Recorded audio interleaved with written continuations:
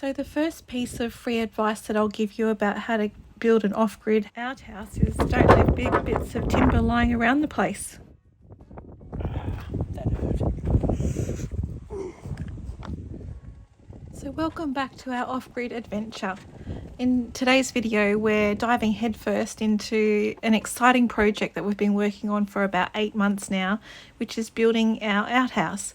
And we've got a lot on the agenda today. We're putting up the guttering, and we'll complete the last wall frame, and we will also install a much needed hand washing basin. And when I say we today, I mean Paul. Paul is the only one working on the outhouse today, as we're all off on a different adventure. As you know, our journey towards sustainable living has been all about learning and adapting. Our outhouse that we started about 8 months ago has been providing us with an eco-friendly solution that aligns perfectly with our values. So we're up to the guttering today, and installing guttering is an important aspect of maintaining a well-functioning roof and protecting your building from water damage. So we'll be collecting the rainwater from this guttering and we'll direct it away from the building, and hopefully we'll be able to use it for our hand washing. So Paul's just put up the fascia, I think it's called. That's the board that the gutters will attach to.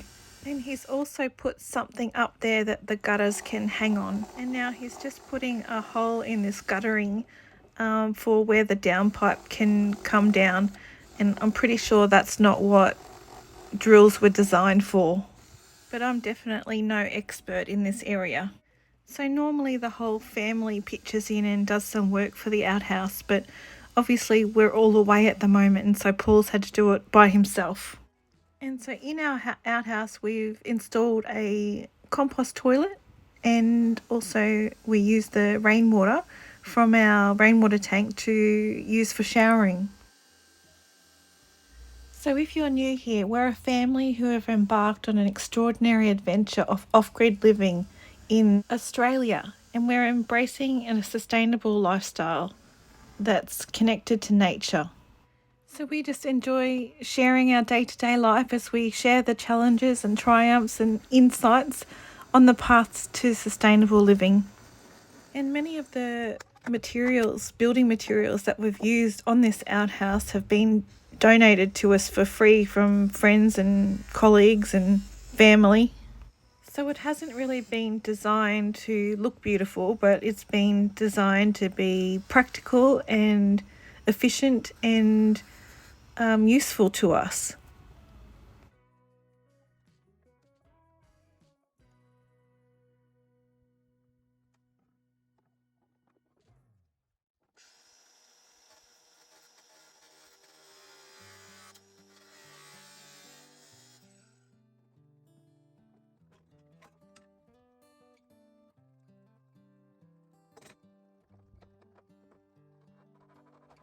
So we did lose a bit of footage here, but here's the guttering finally up, which looks great.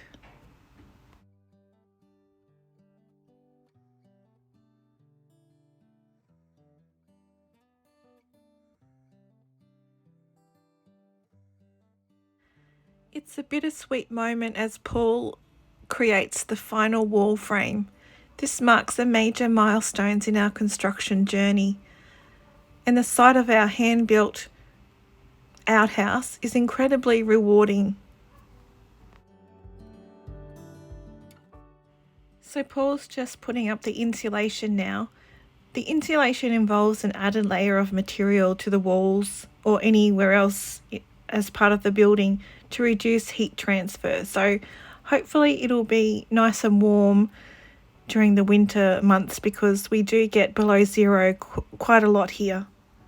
So this is fiberglass insulation, but there are a lot more environmentally friendly insulation materials that you can use though. We just had to use what we had. So the fiberglass insulation is quite efficient and it's very durable, so it lasts a really, really long time, many years, and you don't need to replace it for a long time. And some manufacturers have now started recycling the glass into the insulation products, which is great. So hygiene is pretty important, even in our off-grid lifestyle. So we're excited to show you how we're installing a basin for hand washing. Just looking at this, we need a little basin and a mixer for our toilet, so we've got a place we can wash our hands. So I picked this up from Bunnings the other day at Warwick, and so this is our new little basin.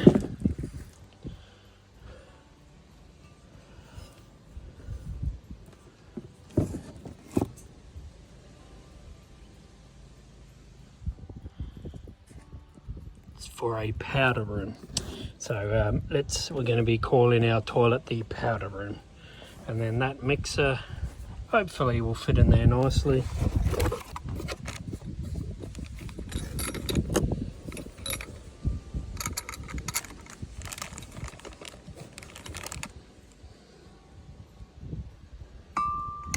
Yep, should fit nice.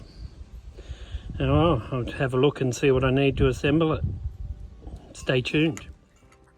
Okay, so I've measured there 830, there 830, and as you can see there's nothing to drill into here. So just like this one, I've doubled up with a dwang, and then or a noggin, and then I've put it in, so 830 I'll be able to drill in nicely across the middle of this one and the next one. So I'm just going to nail 2 more noggins or dwangs together and put them on this side. Okay, so got my 830 mark. Just going to level it up. So there.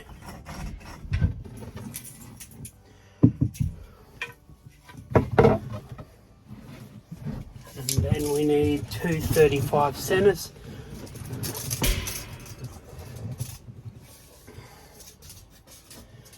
So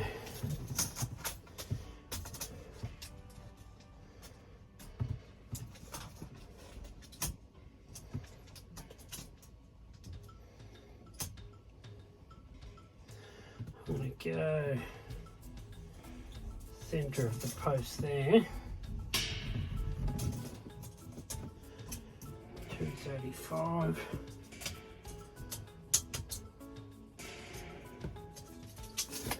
Okay, so we're going to go there and there, which will mean that the basin will sit about there, which should be nice.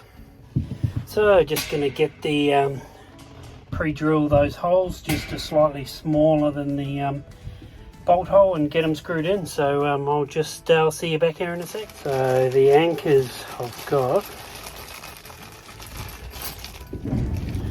2 of these, so I've got to pre-drill that and screw it into the wall, and that sticks out to secure the basin.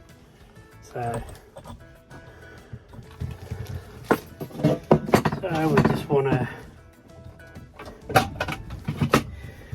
drill bit just slightly smaller than that, so that it still holds tight but doesn't split the wood. That's probably the one there.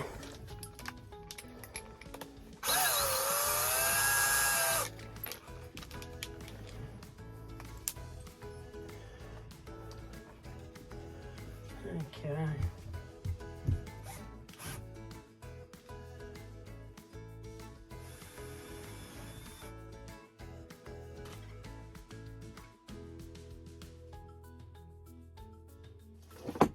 Okay, now these have a little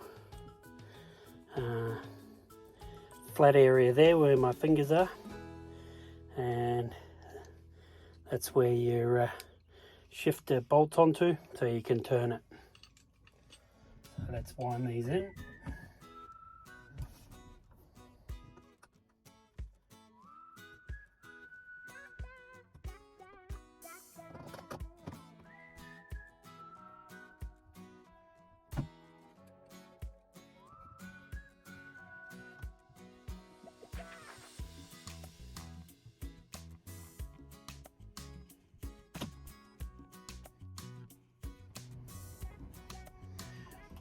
I'm assuming that's as far as you can go in because my shifter can't fit any further.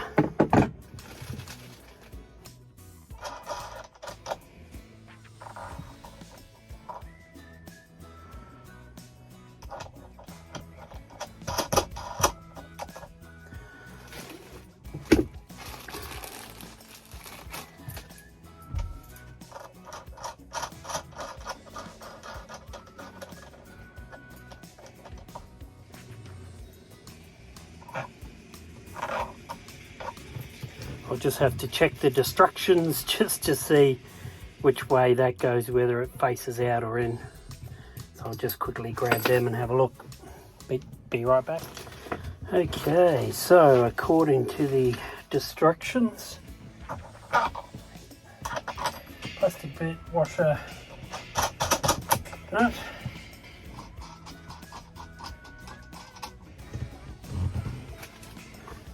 Plastic piece, washer, nut. Okay, then theoretically we mount that and we do up the nuts.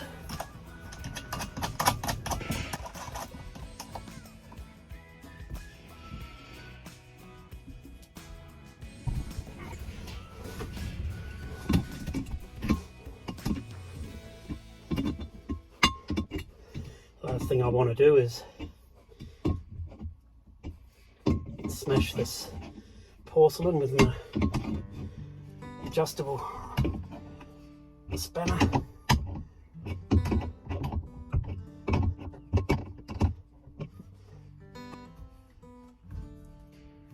Okay, that's pretty secure.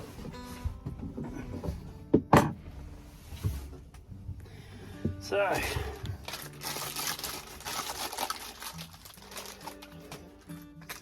got a little drainage, little plug. So we undo the butterfly nut and washer, take it off.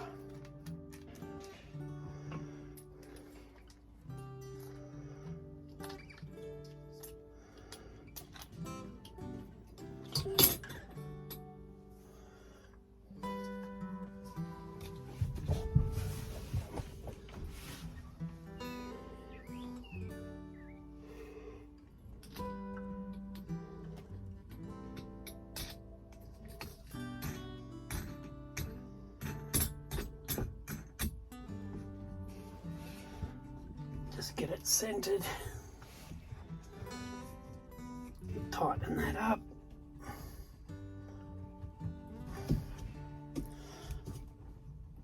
Beautiful. Plug back in, beautiful. Lovely. Okay.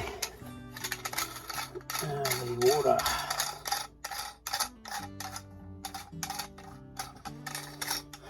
So we undo this, take that right off, and that's where your hot and your cold pipes screw into. We're just going to put that through there.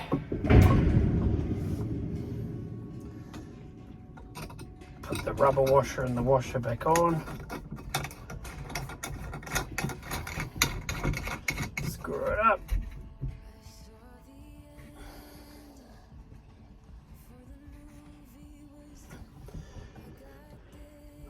Okay, hand tight. And there's our hot and cold water pipes. We're just going to screw them up to the underneath of that piece I just put in, making sure we're putting the cold pipe with the cold pipe.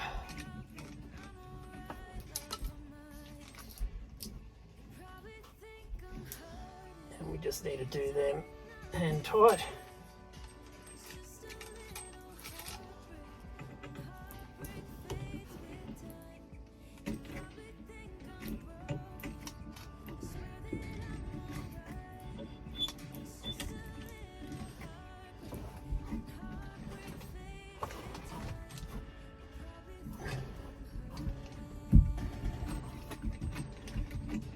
Should have done the back one first.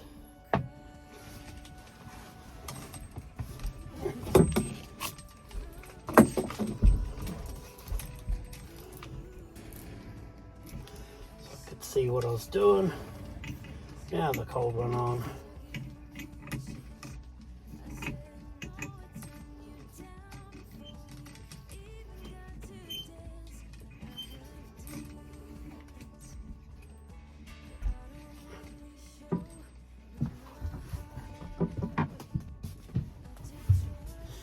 Okay, we have our little sink. Little tap, nice little drainage hole plug, beautiful. So now all I need to do is attach a drainage pipe, plumb that out, and plumb in the water. And that's it for now, because I haven't got anything else to plumb that in. So my friend Beck gave me this Who Gives a Crap toilet rolls, and I thought they're going straight to the pool room. Only my Aussie friends will probably get that joke.